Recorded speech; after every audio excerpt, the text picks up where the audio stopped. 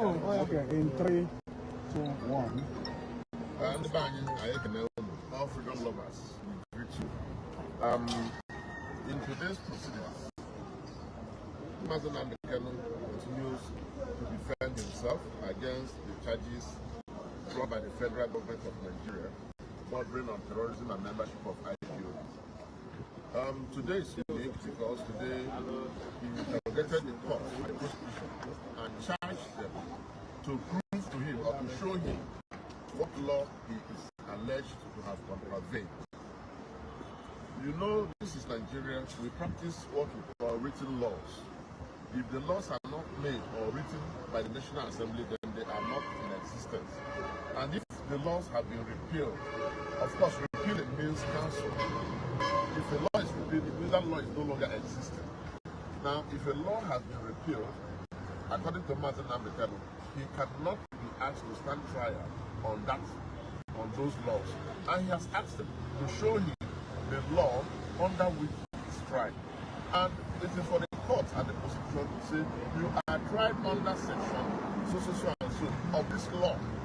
And if you do that, you now check whether those laws are still existent in Nigeria. If they are not existent in Nigeria, it means the young man may actually be correct to say that there is no charge against him. Of course, knowing that there is no law existing such as the ones we are furnished with. Part of the challenge we have in this court is that the Supreme Court had also ruled that there is nothing like Chapter 45 of Criminal Code. There is nothing like Chapter 45 of covering on Criminal Code. And Nnamdi Kanu is being tried under that Chapter 45 that the Supreme Court has said does not exist.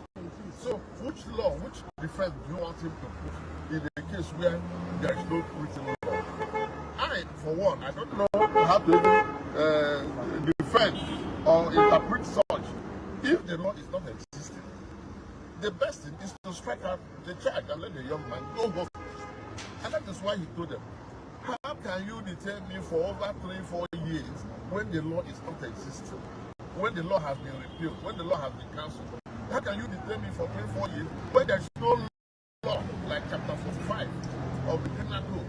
So he is challenging the judiciary, he is challenging the Nigerian authorities, he is challenging all well-meaning and all well-thinking Nigerians to find out, to ask, to raise the issue and find out whether in this country the laws have changed to such that you cannot try people when there is no law in place. Can you try people when there is no written law?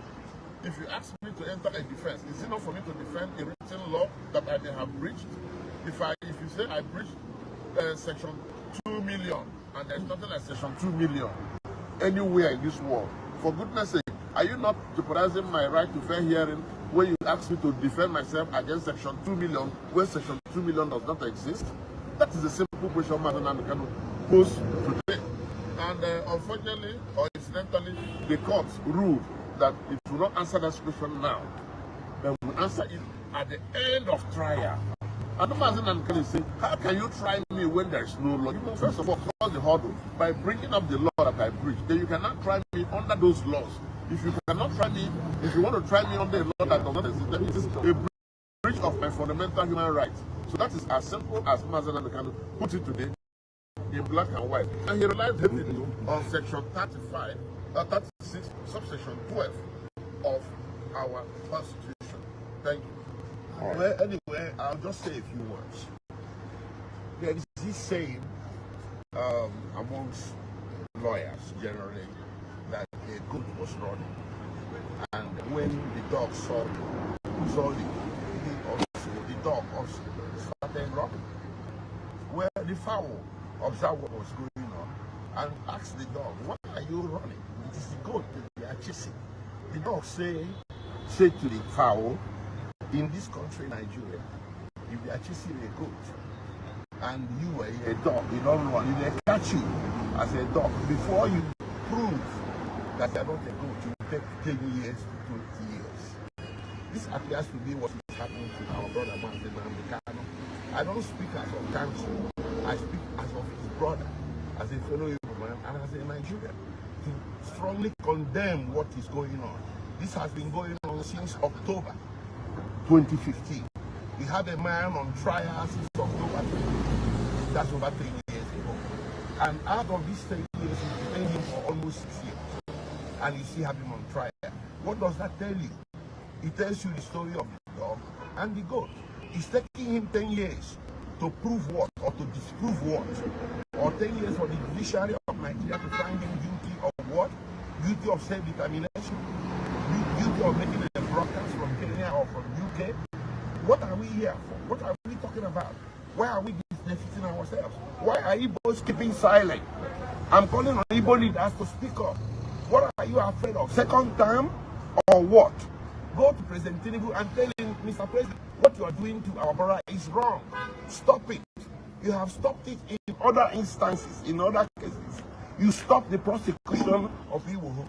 You stopped the prosecution of Showore. You stopped the prosecution of the secretary or chairman of Yetiala. Why are you pushing ahead with the prosecution of Nnamdi Kanu? Simply because it's Igbo? Why are you doing that? You should stop it. You have the power. The blame, you can lay some blame on the judiciary, but in this very case, the buck stops at the president table. The blame must be laid where it should be laid. The court cannot activate any trial without prosecution. This prosecution has hit a gridlock.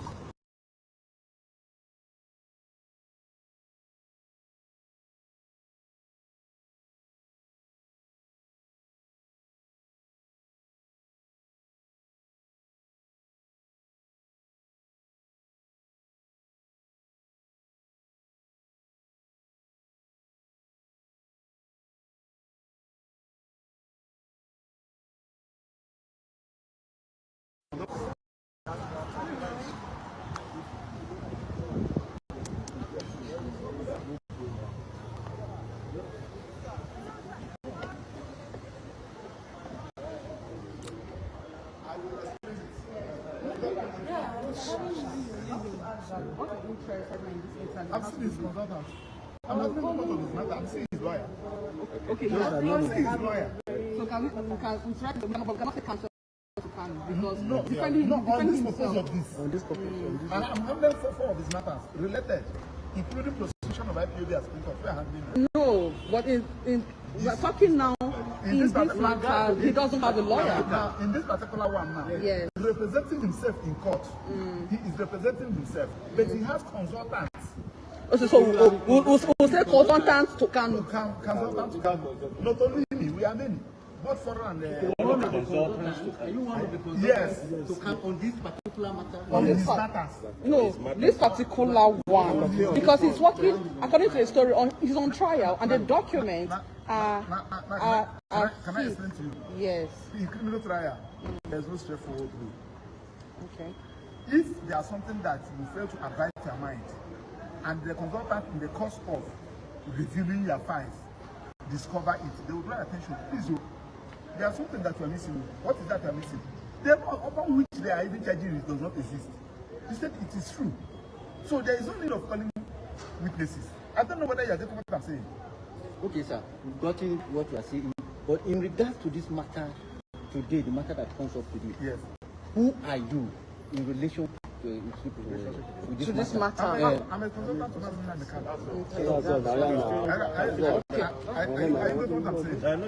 And then my own question assistant is, if he was supposed to enter defense with 23 witnesses, what has changed overnight that we're not in the place where he's saying that he doesn't have a case to answer?